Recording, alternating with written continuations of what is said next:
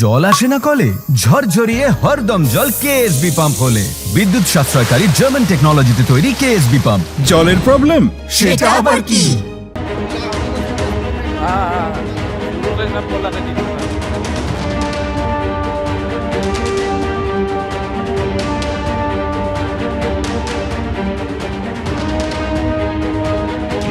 Petrol pump থেকে তেল নিয়ে তারপর পানাগড় বাজারের কাছে যে রন্ডিয়া মোড় রয়েছে ঠিক সেই জায়গায় আমরা দাঁড়িয়ে রয়েছি এবং দেখা যাচ্ছে যে রাস্তায় কতটা দ্রুত গতিতে এই গাড়িটি ছিল, তার কারণ পিছন থেকে গাড়িটিকে প্রথমে ধাক্কা মারা হয় এবং তারপর চাকার দাগগুলো পর্যন্ত এখানে রয়েছে।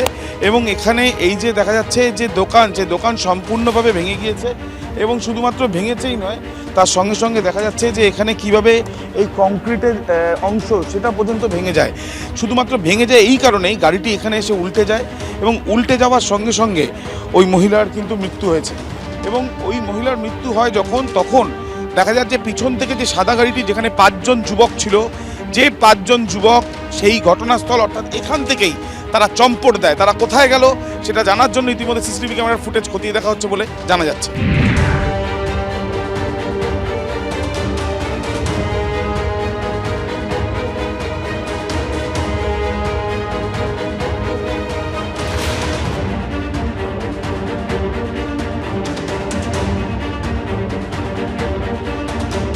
উনিশ নম্বর জাতীয় সড়কে পেট্রোল পাম্পে তেল ভরার পর থেকেই পিছু ধাওয়া করে ওই পিছনের যে গাড়িটি, এবং তারপর এরা যখন বেরিয়ে যাওয়ার চেষ্টা করে তখন তাদেরকে সাইডে ধাক্কা মারে এবং তারপর এরা সার্ভিস রোডে উঠে যাওয়ার পর এই গাড়িটিকে আবার পেছন থেকে সাইডে এসে ধাক্কা মারে এবং তারপর নিয়ন্ত্রণ হারিয়ে উল্টে যায়। এই জায়গায় সুতন্দ্রা চট্টোপাধ্যায়, যিনি ইভেন্ট ম্যানেজমেন্ট সংস্থা এবং ড্যান্স ট্রুপের যিনি কর্ণধার, তিনি এখানে সামনের সিটে এখানে বসছিলেন, পাশে চালক ছিল এবং পিছনে 3 জন সহকর্মী ছিলেন। এবং গাড়িটির অবস্থা দেখলেই বোঝা যাচ্ছে যে কত বড় দুর্ঘটনা কবলে পড়ে এই গাড়ি।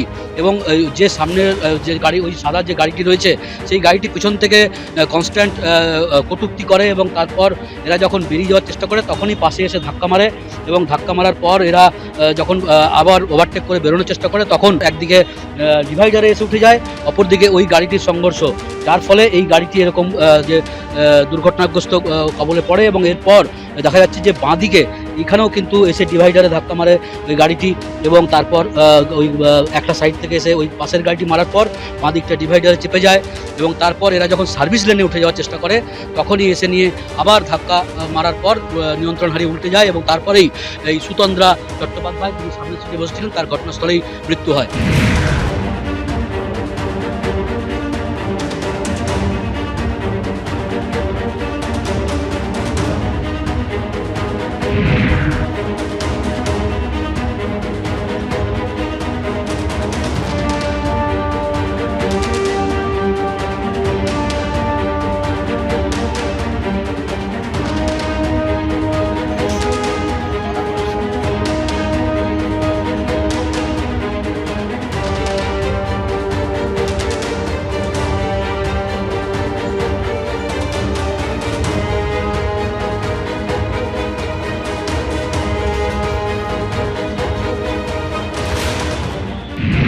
ঘাতক গাড়িটির নাম্বার ইতিমধ্যে পরীক্ষা করা হয়েছে। এলাকার বাসিন্দাদের দাবি যে বাবলু যাদব নামে এক ব্যক্তি, যে ঠিক যেখানে ঘটনাস্থল তার থেকে 1 কিলোমিটারের মধ্যেই তার বাড়ি, তার নামেই এই গাড়ি রয়েছে এবং তার বাড়ির সামনে আমরা এসেছি। বাড়ির দরজা বন্ধ, সিসিটিভি ক্যামেরা লাগানো রয়েছে।